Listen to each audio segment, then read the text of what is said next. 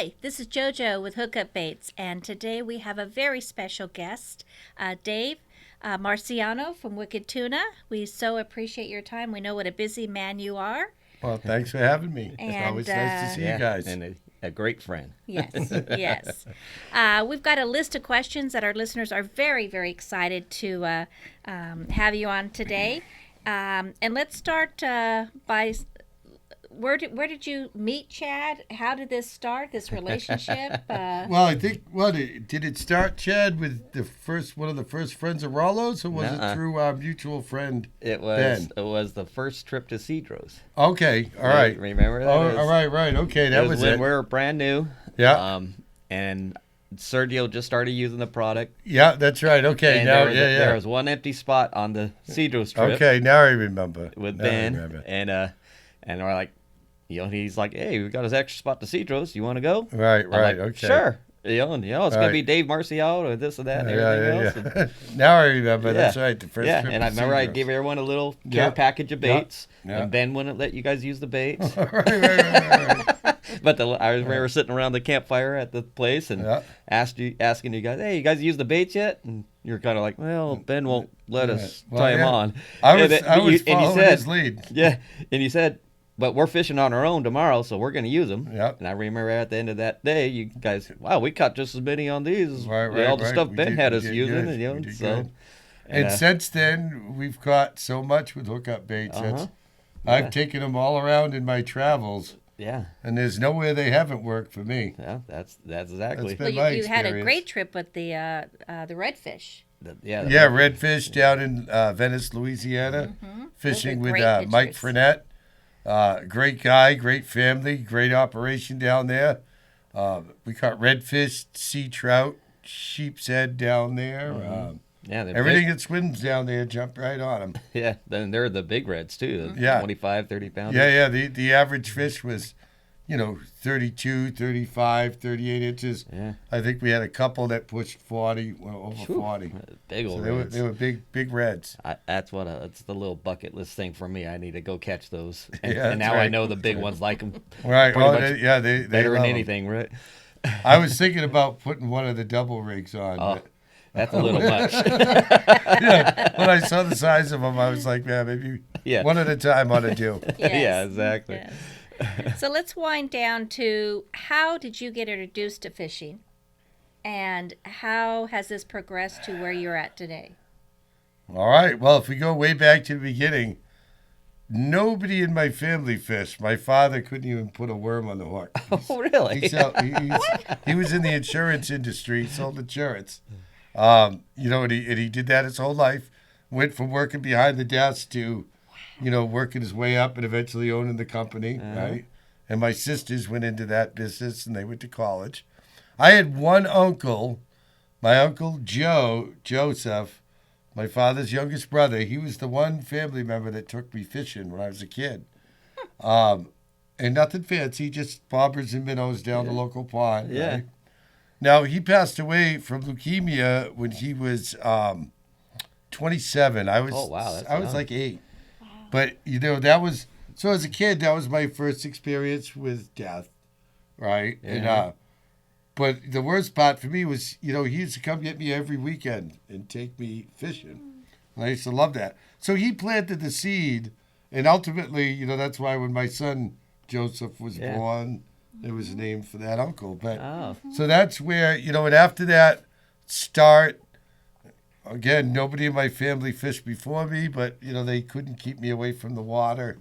My mom loves to tell her Thanksgiving stories at Christmas, how I would come home with, brand new sneakers and one of them missing because I was in the mud again and in That mud in the took your water shoe. again with my new pants and my new sneakers. And, she loves to tell the story. And I'd come home with one shoe gone and wouldn't know where it was. But that's full awesome. well I was. So you are self-taught Yes. of where you are today. Well, I learned from the people I fish with. Let's face it, we all benefit from our experiences fishing with other people.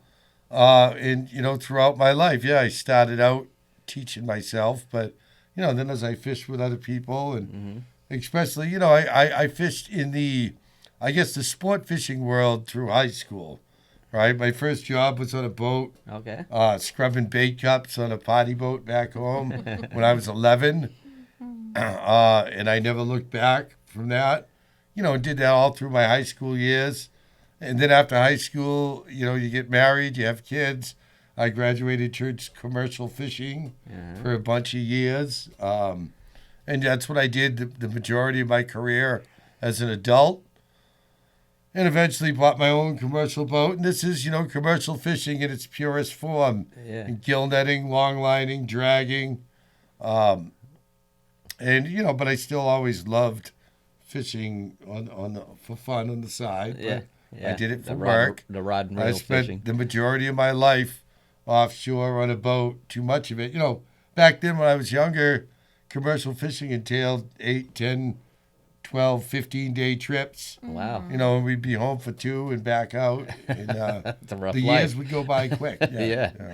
So, but that's my history. And then, it's funny, tuna fishing for us was something we did as a commercial fishery. Yeah. And then the opportunity to do the show came along. They were interviewing boats, and they said, we got an idea for a show. Do you want to be a part of it?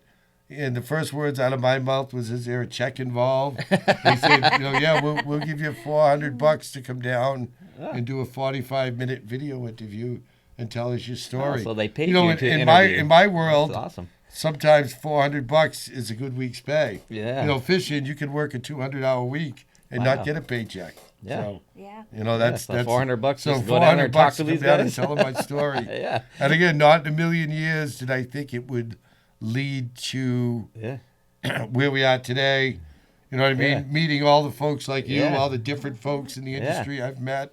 Traveling we're all over just the world. about You were in Australia. And right, everywhere. Australia, literally around the world. And,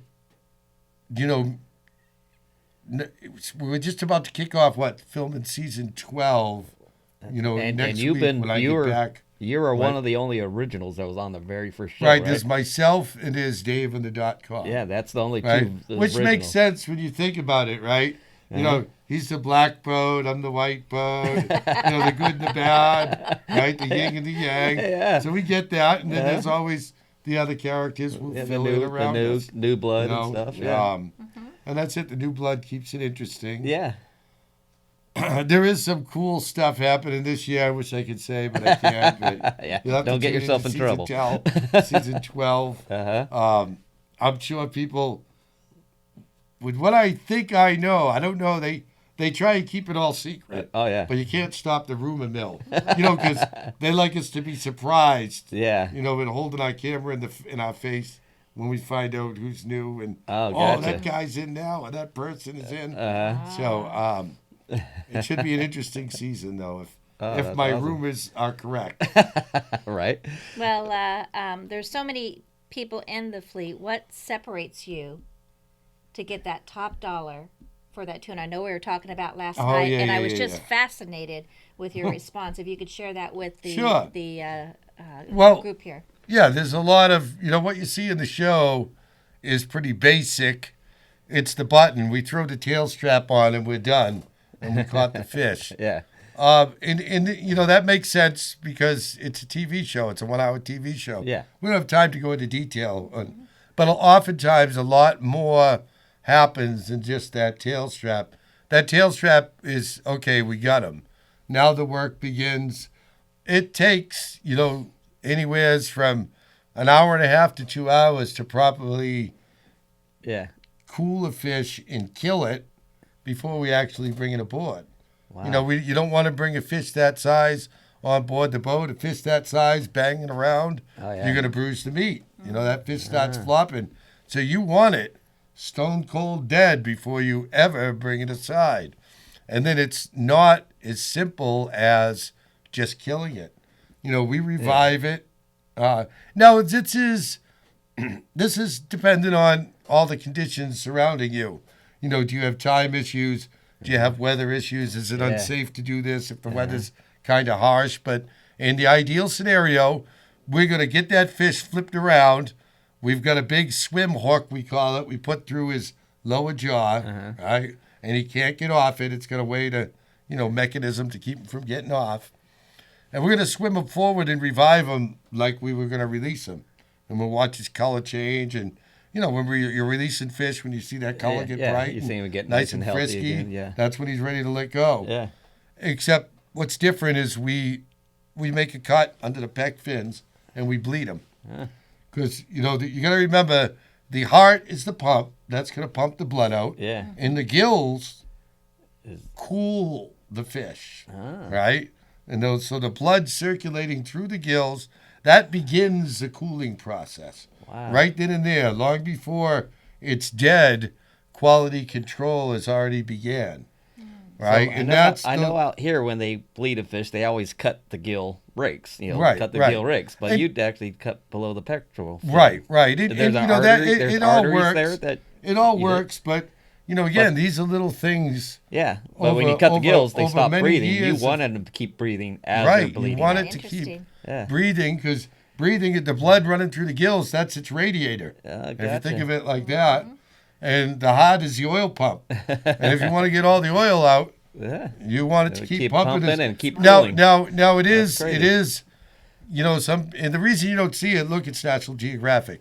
Yeah. It's not, right? I don't want to see all the blood. But my thing is in spite of what it sounds like, if we've caught that fish and we've killed that fish, in my opinion, any fish, whether it's a tuna or any other, I owe it to that fish to take as best care of it as possible. It gave its life, right? Absolutely. So if you're not bringing in the finest quality product you can as a commercial fisherman, you've done a disservice to the resource, right? Yeah. So that's how I handle any of the fish I catch, whether we're talking tuna or any of the ground fish over my career. Yeah. We always prided our boat. Look, the name of the boat at the auctions where we sold our fish, and not just tuna, all our other fish. We would sell our fish. We'd come in the afternoon. It was a day boat. And then we'd unload in the afternoon, and at 4 a.m, the buyers would all come down at the auction and start prodding and poking and looking at the fish for the next day's sale. Yeah. Now, from a fishmonger's point of view, the firm, hard fish are the best quality fish, which means, again, from a fish buyer, if you're buying top quality, that gives you shelf life to move the product, and for you, the guy who paid me, to get the most money for the product you bought off of me, right? Yeah. So it was a little play on words. We've got the hard merchandise. We got the good stuff. And we used to dominate the auction board at the Gloucester Seafood Display Auction back in the day. Cool. That's how a fisherman like me would compete with 100 other boats on the floor. And, we're small boat fishermen, so we're dealing with a few thousand pounds, not tens of thousands of pounds. So so we're not dealing with volume. Yeah. So how do you take that smaller amounts and do better? Again, if you can get a nickel, a dime, even 20 cents more than the fishermen who tie up alongside you, at the end of the year, 1 million pounds goes over your boat. Those nickel and dimes add up. Oh yeah, for sure. So you did quality, not the quantity. Exactly. Yeah. And that's always been the way I operate as a fisherman. Yeah, nothing wrong with that. Sounds like a hookup bait, if you ask me. Yeah, there you go. Yeah. Quality over quantity. Now, you were telling us recently, how many pounds again of ice do you have on your boat? Well, yeah. Especially with these giant tuna. Yeah. To be properly handled. Look, after coming out here in the West Coast, those boats with the refrigerated water and brine, now that's superior to any ice, the way they do it on the long range trip. Yeah, I'll admit that. I was wondering how that would be compared. Look, in a dream world, if I was building my own boat, I would have that type of system in my own boat. Okay. That's just never been an option for me. Yeah. But if money wasn't an object and I was building a boat to my specs, that's exactly how I would do it for our fish back home, too. Okay.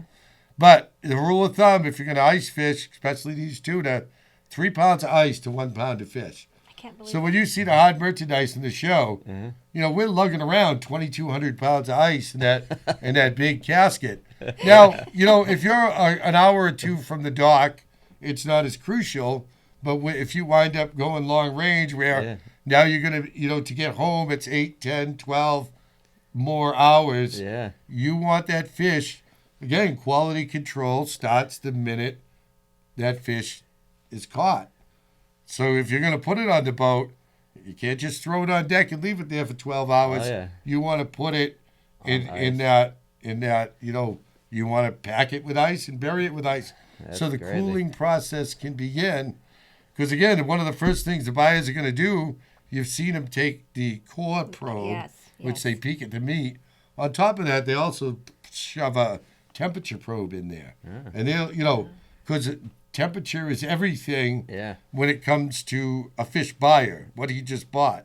If you bring him a hot fish, he's got a lot less time. He's going to have to move that product fast, which means he's going to have to give people deals on the product.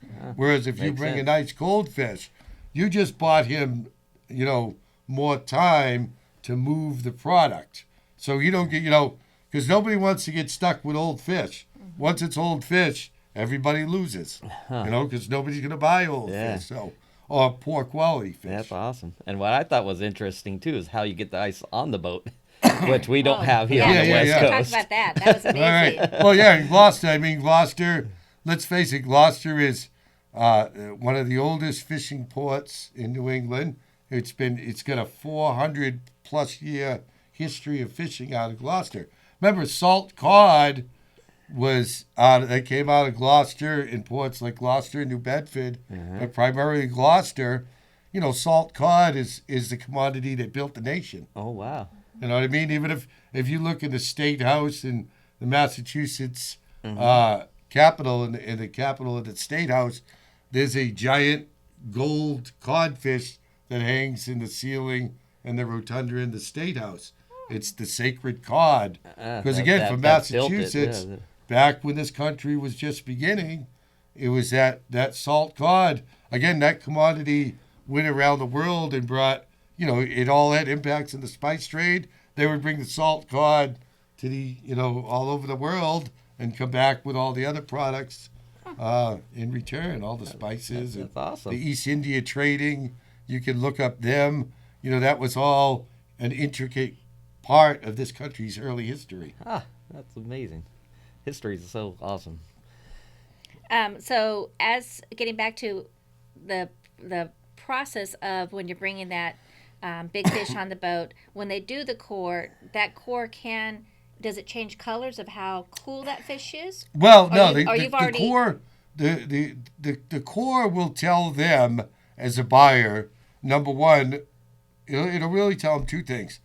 The fat content throughout the thickness of the fish. You see us do a tail sample, and that gives you an idea, and you hear us talk about the majors and the minors.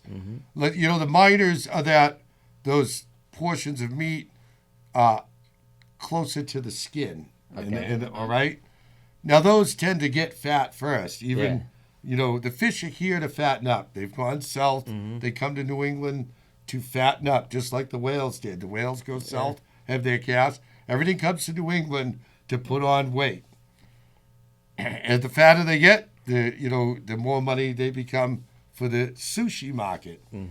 Because in sushi, if you're going to consume fish raw, if it doesn't have a high fat content, it tends to taste dry to the palate, right? And that's why the fish for us is most valuable in the Asian market, because it's so much bigger than the domestic market. Now, about 20% of what we catch stays here in the U.S., and that number is growing every year, right? So that probe will tell them, number one, it'll give them an idea of the fat content throughout by what they see, as well as when you hear us talk about a burned fish, you hear talk about the core being burned. That can happen, especially with a fat fish that's really high in fat content. You can ruin a good fish by killing it too quickly. Look, I bet all some of you San Diego boys, I've heard you complain about it. All right? You get those nice, beautiful tuna here, and then all along the spine, some of the meat is turned to mush. Right? Yeah. When you're cutting those loins out and you get that portion of fish right along the spine, the Japanese have a term for that. It's called yake. And basically, because of the nerve activity from the fish, and you take a hot fish and you kill it quick, those nerves are still firing in there. Right? That's cooking the meat along the spine. Wow. Now, it doesn't ruin the whole fish, Yeah. but you've all seen it. I know you have. Yeah. When those fish that you've loined yourself, and it's a little bit mushy down along the spine. Well, that's what happened. The fish, the core got burned from, again, now you can avoid it. Though when they spike him in the head, that's a good thing to do. Yeah. It kills the nerves. That kills when you kill their brain like that. That's one of the techniques that could stop those nerve endings from firing. On the bigger giants, again, you don't see it on the show, will run 400 or 500 pound mono right up the spine, and you can watch it. And that way you're disconnecting all the nerves right along the spine. You can either notch his head or, when we're not filming, we cut the heads right off them.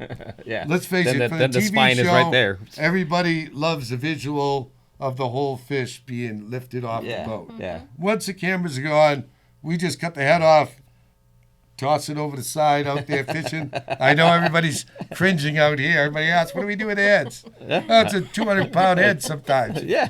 If you want it, come on down the boat and get it. Yeah. Right? Yeah, right. But otherwise, we're going to feed the crabs. It's crab meat, exactly. But then you can run that mono right up the spine. And again, that stops the nerves from firing. And that's the best way to get the best quality fish. Now, what's the largest you've ever caught year to date? About 1,200 pounds. Wow. About 1,200 pounds. That's gnarly. Yeah. It was that was an estimate based on length and girth measurements. We never weighed that one whole. It was long before the show. But the plug, so that piece of meat that they pay us for, with the head, the tail, and the guts gone, the plug was 868 pounds. Wow. So that's, it's about a 1,200 pound fish. I don't know exactly. I think the measurements came out to like 1175. But I'm a fisherman, so we exaggerate, right? That was a 1,200 pounder. That's what we do. What is the most money you got for a tuna? Most money we got was, I think it was for about a 450 pound fish. And I think that was the dress weight, and we got $35 a pound. Wow. For that 450 pounds. So what's that? Like 30-something grand back to the boat. No, 24 grand, around there. Wow. I don't remember the details of Was that, it just because the market was really hot at that time? Yeah, look, these fish, in reality, these fish, the buyers are moving these fish. There's 3 different auctions, 3 days a week, in 3 different areas in Japan. Okay. Right? And then you have the domestic market. So there's a lot of but it's true. Some people always complain, well, the price is so different and you just brought the same fish in. What you lose track of on the show, we might film the show out of 8 weeks, right? And we might actually catch 2 or 3 fish a week while we're filming. But, the TV pod it's 20 episodes, which means it's 20 weeks. So the TV spin you're going to see us catch 1 a week. Yeah. Because they're weekly episodes. Yeah. So if you can get by that and just take it for what it's worth, if it's a TV show, we might catch 3 fish a week on 3 different days. Now, the buyers all have connections over in Japan, and they're looking, and subtle differences in color can be more valuable in some regions than others, right? Yeah. And then you have the domestic market on top of that. Wow. I tell my buyer, again, we don't talk about it on the show, but if you can get me $10 or $11 domestic, take the money and run, right? Because you could ship a fish to Japan. And remember, shipping costs. Yeah. It's not free to put a fish in a plane. Yeah. Last year, shipping costs, and I expect there'll be more this year, Yeah. right? But last year, to ship a fish was $2.85 a pound. So that's a 500-pound fish, 100 pounds of ice or so. The crate weighs about 90 pounds that we pack it in. Wow. So you're buying that fish a $2,000, $2,500 plane ticket to get it to the market. That's crazy. Right? Yeah, I mean, And that's stuff you never think of. No, right. And again, because it's a TV show, we don't get all you into don't that, you don't right? hear all that info. So, again, what the buyers are doing, too, on the show, oftentimes we don't know for a few days exactly what any fish got. But so them having all that knowledge, knowing where they may send Dave's fish and what the market's like, they are kind of shooting from the hip based on what they think that fish is worth, right? Again, that's the TV part of it. We need a number at the end of this episode, right? It wouldn't work if we got, well, Dave got $15 for the fish he got 3 episodes ago. Yeah. So you have to take some of this in stride, that it is a weekly TV show, and we're creating it as such. Yeah. Well, we're going to take a quick break, and we'll be back with Dave shortly. Thank you.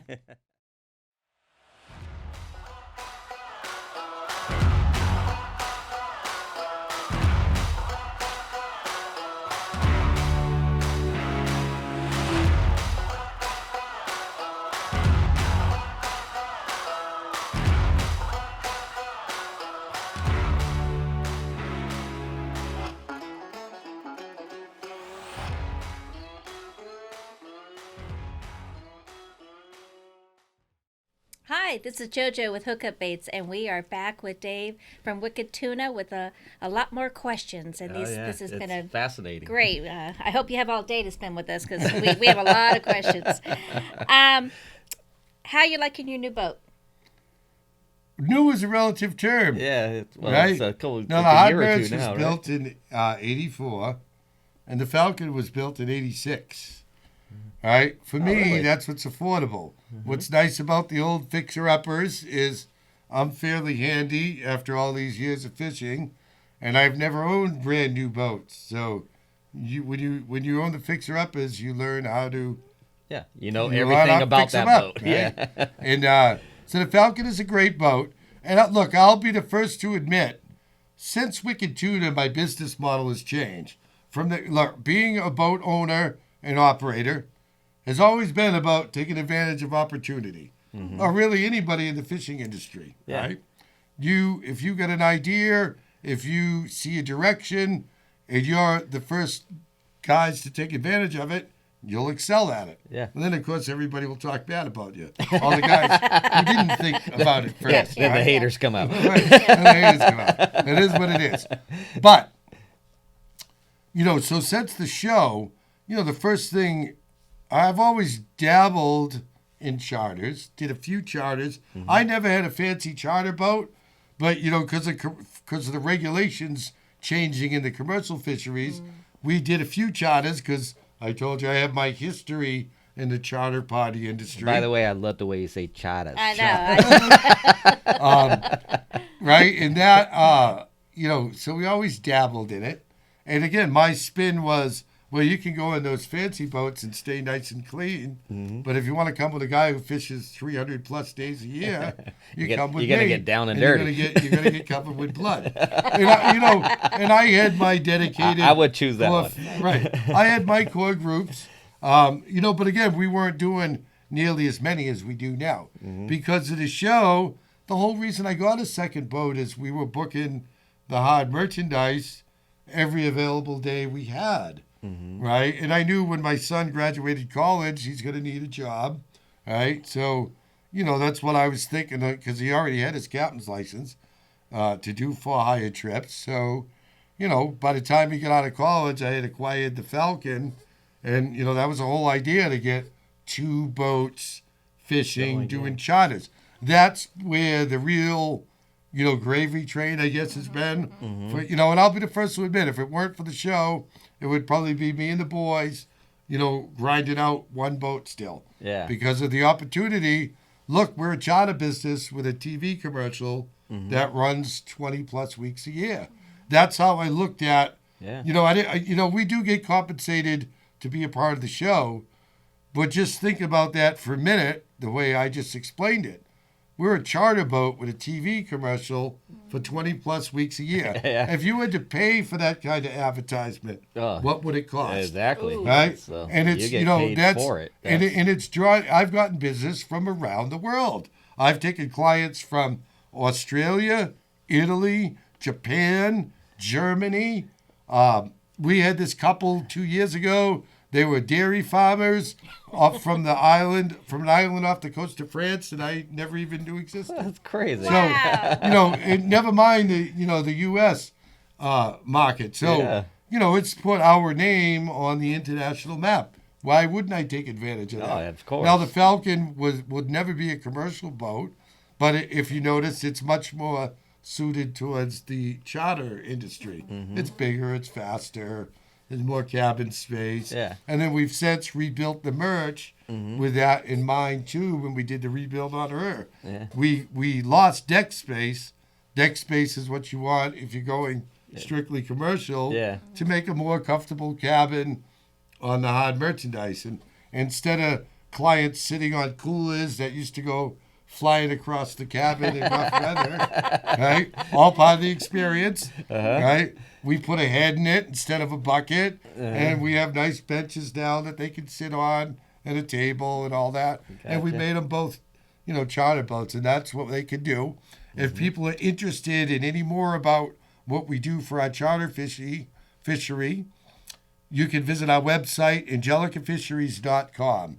Yep. And not only can you get your hats, T-shirts, and bobbleheads, you can find out about fishing with us. I need a bobblehead. angelicafisheries.com. I need to stick a bobblehead right on the helm of the hookup bait boat. There you go. Now, Joe went out yesterday and had a very successful day. I know we heard you guys on the phone. Oh, yeah. Well, the boys, we were out fishing here with you guys, and we had a great day, that's for sure. I got a text from the boys. They got 2 fish yesterday, a 101 incher and a 104 inches. So they had a pair of 500-pound class fish yesterday. The boys have been... The boys have been kicking butt. butt. Yeah, they've been kicking butt this year. They got it down. They literally back home, our season starts in June, and, we start catching when the fish show up. And round about the 15th or so, the boys had the first fish in the city. Wow. And Ben Seacrest was actually there with them. Oh, really? He came over to kind of dial us in on the flying fish technique on the kites, right? Okay. So because I remember him telling me he was going to do we that. weren't getting the results they were getting here. So Ben came out just to dial us in, and he did a great job. Uh-huh. But the boys came in with the first fish in the city, and Seacrest was there with them. Oh, cool. And then the next day they came in with 3, then 2, then 5. Altogether they had 15 fish, when most of the guys were still at 0. Wow. Most of the pros. Did they get any on the flyer? Even at the time, I only had 4, and they had 15. Did the flyer work over there? Not like we had hoped. Yeah, but, okay. I think it's really situational. There's going to be a time when they the fish are up top. If the fish are feeding off the bottom, the flyer ain't going to help you. Exactly, yeah. Right?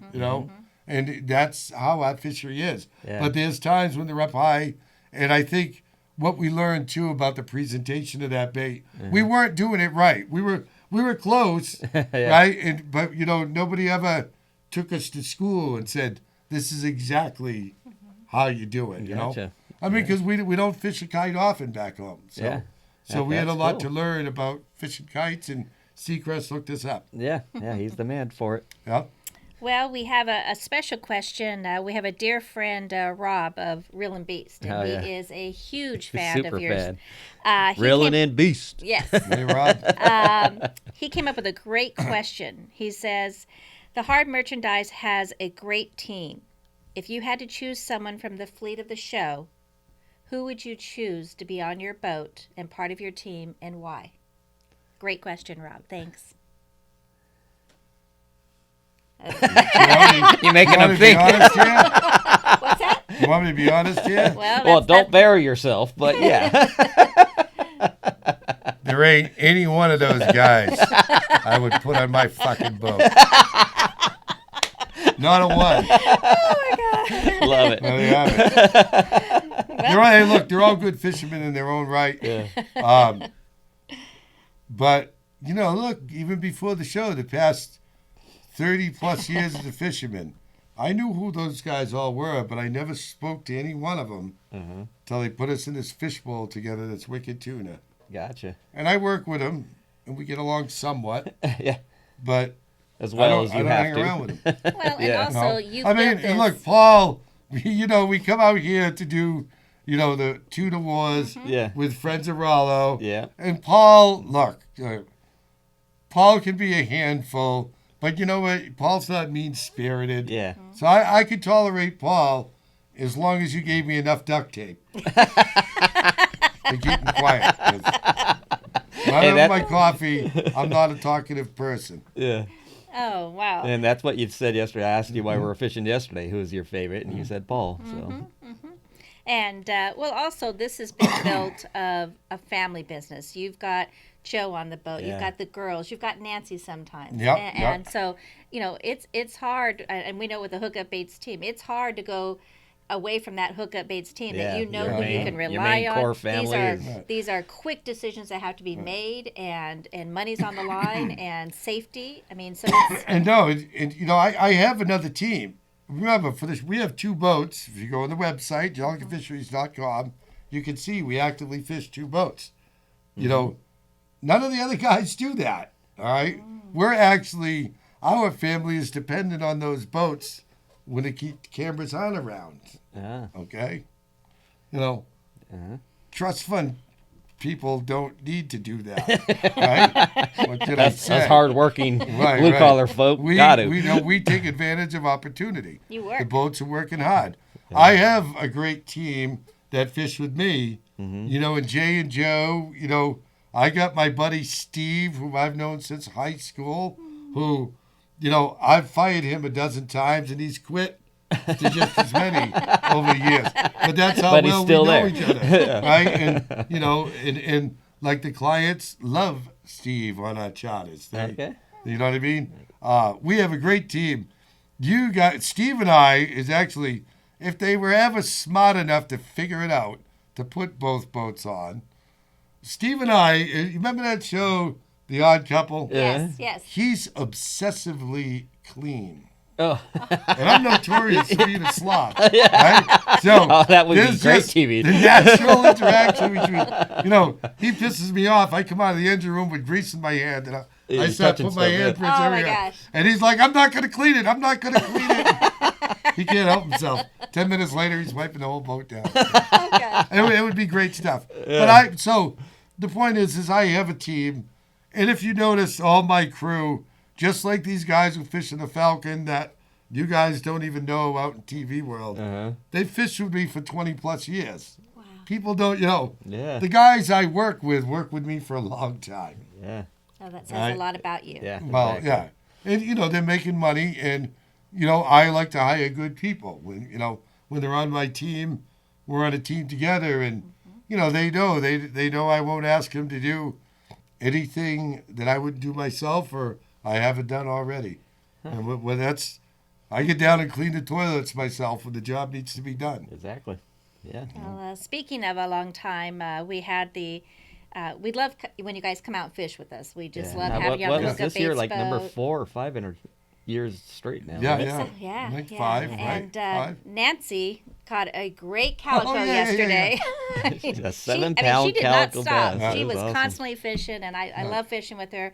But you guys mentioned, I think it's 33 years of marriage? Yeah, 33 years. July 8th will be 33 years for us. Now, that's impressive. That's impressive that not only men well, are the I'll be the first to admit, she's the one who deserves a trophy for putting up with me.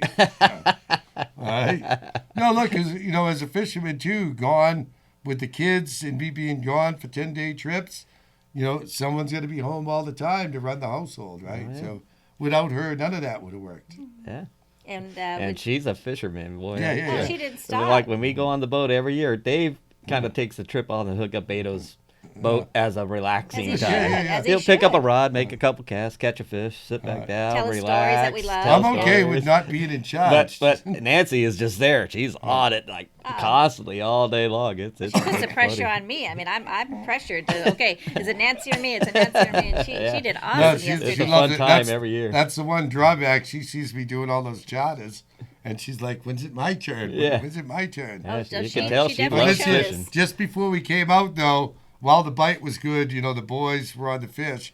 We went out and we had a pair of 300-pounders for her. She had with giant bluefins back home. Very one nice. was like 270 and one was 350. So Wow. she gets ready to run. And she sat there and did the cranking on it. Yeah. No, and remember, how we do it is a team effort.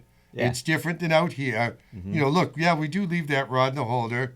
But for that reason, I mean, just like even on the charters, if you did a charter with us, a tuna charter, what's great is, sometimes for us, one bite makes the whole trip. Yeah. We're not going to go catch a boatload like you do here. Yeah. So when we do work up, everybody gets a turn on the rod, and I tell my charter clients, look, the goal is to land this fish. If you want us to do it, let me and the team close the deal when we get that fish up to color. Mm-hmm. That's where most of them are lost, right? And even that's what we do, right? And we tell that to the clients, and if they want to, we'll let them do everything they can themselves. Yeah. After all, they've paid me to take them fishing. Yeah. But most of them agree, and just like Nancy, she'll do the majority of it. But me and my team kind of close the deal. Yeah. Get that final circle, and we use that harpoon, and that's what we do together as a team. That's when my team really comes together. Yeah. The rest is we just yell at the people while they reel them. So. Well, I've seen Jay quite a few times this year using the stand-up gear. Yeah. That was cool. Now that's something I took from out here. Uh-huh. I'm a commercial fisherman. We do it on the rod and reel out of the holder. Yeah. For the simple reason it's effective at killing fish. And you're not killing yourself trying to do it. There used to be a fleet of boats that fished those fighting chairs. Mm-hmm. Yeah. And all those went by the wayside. They're as rare as a dodo bird now. You don't see them. Because they watched us as commercial fishermen catching so much more fish by leaving it right in the damn holder. Yeah. Right? And Yeah. I've had those chair companies reach out to me offering, those chairs are expensive. Yeah. You could spend $20,000 on a good fighting chair or more. Yeah. Right? But having that line on the corner of the boat, it makes so much more sense than coming from the middle of the boat. Yeah. And, and again, not that it is, I don't have a lot of respect for guys who do it like that, but then it just, we're not sportsmen. Yeah. We're not sportsmen. So us doing it stand-up style, too, was just, because when the haters come at me, they all give me, you're leaving it in the holder, all that, right? So we just did that. We could do this way, I too. told Accurate I need a couple setups. And, after fishing out here, this is all new to me, this West Coast style. That's where I finally learned. Yeah. Like, if you go back, though, I think it was season, I want to say 2. Wow, way back. We caught one on stand-up. Oh, okay. And we had zero technique, though. We didn't even have a belt, Chad. Oh, we just got the reel and the rod, and we just literally hung on to it. And there's no rail riding. Yeah. The rails on my boat are 32 inches high. Uh-huh. If you're going to ride the rail, you're going to do it on your knees. Yeah. Well, Right? Yeah. So we literally just hung on to that thing, for... And what's the average fight length of those fish? The average is about an hour and a half. Hour and a half? Right? Okay. But it all depends on what we hook it on. If we hook it on our shy gear, right? We have gear like a 150 fluoro leader and a 9-aught Gamakatsu live bait hook. It's about the smallest I'll use. That's my shy gear. Okay. Now, I can catch 200-300 pounders all day long with that gear and kick their ass pretty good, right? Yeah. But now you hook, a 6, 7, 800-pound fish with that same gear. Well, it doesn't mean you're not going to get it, but you just got to remember what you're fishing with. The skill level just went up. Yeah. And now you're not going to beat that fish up. You're going to have to play it, just like here when you're doing your 40-pound fly line and you hook a 130-pound bluefin. Yeah. It's not impossible. Yeah. The odds are stacked against you, but it can be done. Exactly. Yeah, and that's what makes it fun sometimes, actually. Yeah. So take us the next year, 5 years. What's life look for you guys? Oh, well, okay. I'd like to, come in this year in August. We're kicking off our seafood website. Yeah. Oh, tell us about that. AngelicaSeafoods.com. Nice. What it is because of the show, I get 1,000 times a year, people ask, where can we get that fish that we see you catch in the show? There's not a place I can send them. And now I've tried for years working with other buyers. I said, just start selling it. I'll send you people. And they're all like, no, people look at these bluefin as endangered species. It's like eating a whale. People aren't going to eat them. And look, I'm saying we've whether you like it or not, we as Wicked Tuna have put bluefin tuna on the international map again, like cod was 400 years ago. So there's a market out there for this product. That's what I'm hoping to capitalize on. That'll be obviously one of our featured products will be the bluefin tuna that we catch. Wow. But what I'm going to build it off of really is the Gulf of Maine, New England fishery. All our fisheries resources we have in the Gulf of Maine. I've been fishing there my entire life. I believe we have the finest seafood in the world. Wow. Right? And that way, in New England, we're known for our 4 seasons, right? Yeah. Each season to a fisherman means different Stuff. Species of fish come into peak abundance. I'm going to build this seafood business around that opportunity. Because what happens to fishermen is all of a sudden the season changes, and, when the fish are scarce, those first few are worth money. Then the fish show up real thick, and all the fishermen are catching them. Mm-hmm. And because of demand, the price drops. Yeah. Well, the idea will be to build this business and keep that demand up for those, and to keep the demand up for the fresh products that are coming in, and the fishermen win by hopefully I'll have to pay them more money for their fish, right? And that way I can give back a little bit to the industry I love, and the consumer wins by getting fresh fish. It's going to be from Gloucester's fishing families to yours overnight. Wow! So you'll be able to get fresh, local harvest by and we're not going to deal with imports. It's all going to be built around supporting. Starting out, it'll be just Gloucester fishing industry. Uh-huh. But if it does go well, I will branch out into other fisheries. Mm-hmm. But they will always be U.S. wild harvest. Wow. No farm raised and no imports. Just supporting U.S. commercial fishes. Exactly. Because around the country we have working families that provide your seafood. And that's what I'm going to build this business around.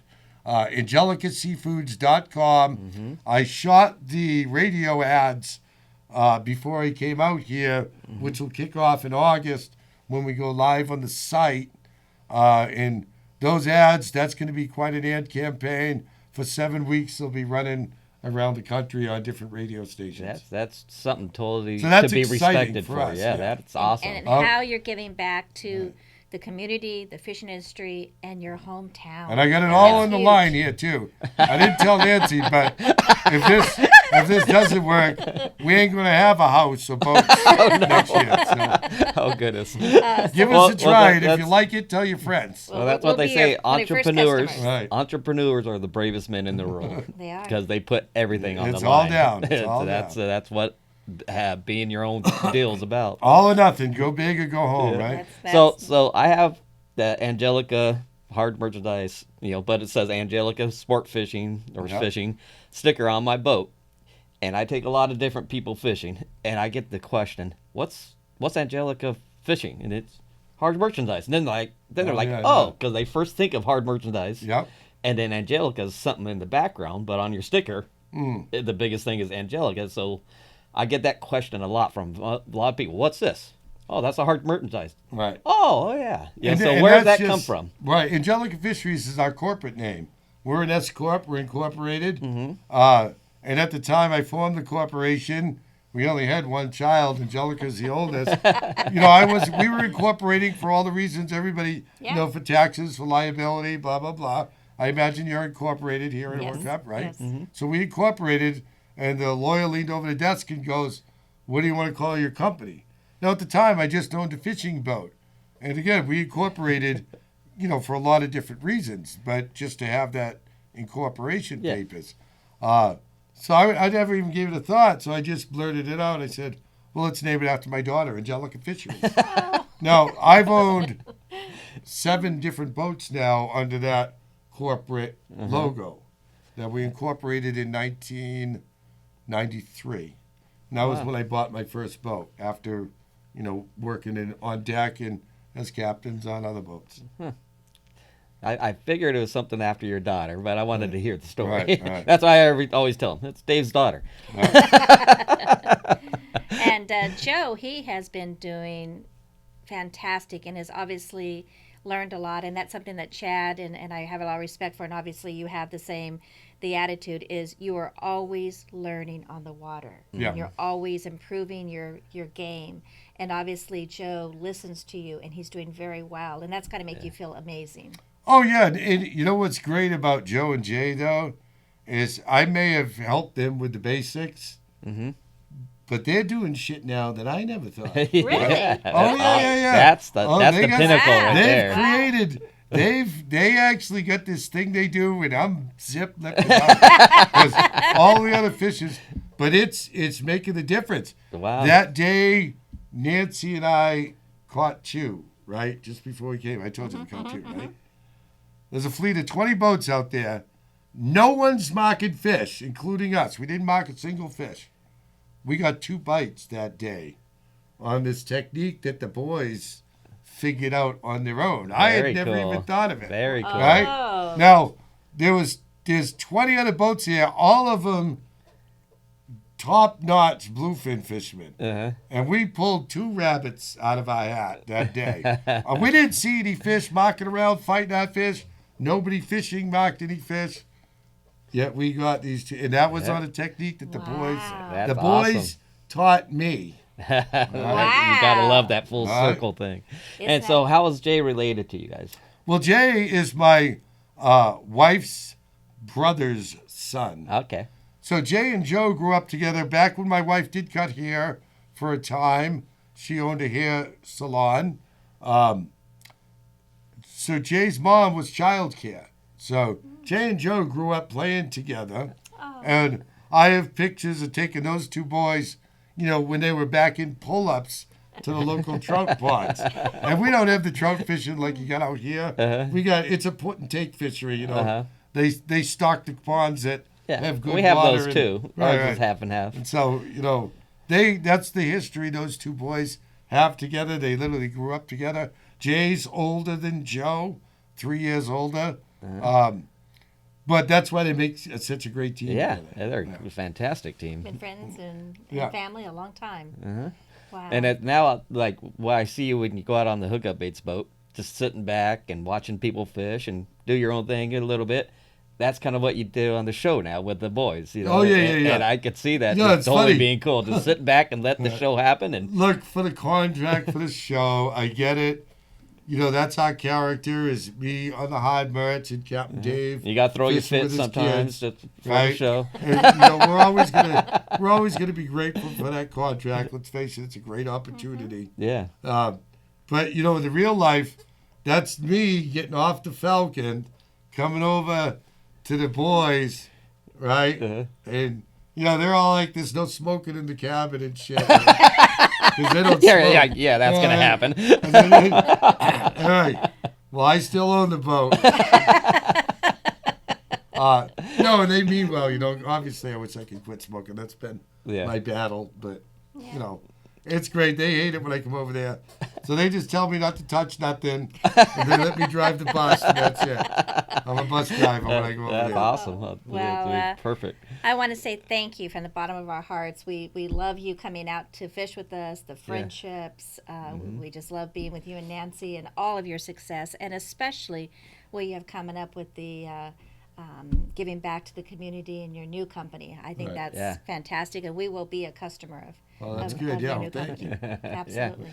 Yeah, and then you'll continue fishing hookup baits all over the world Oh, on your yeah. travels. I always put some in my pocket, no matter where I'm going. Well, we're going to make sure you have some before you leave today. So. There we go. Thank you for tuning in, and hope you enjoyed this podcast with Dave. Thank you. For sure. Thank you, Bye-bye. Dave.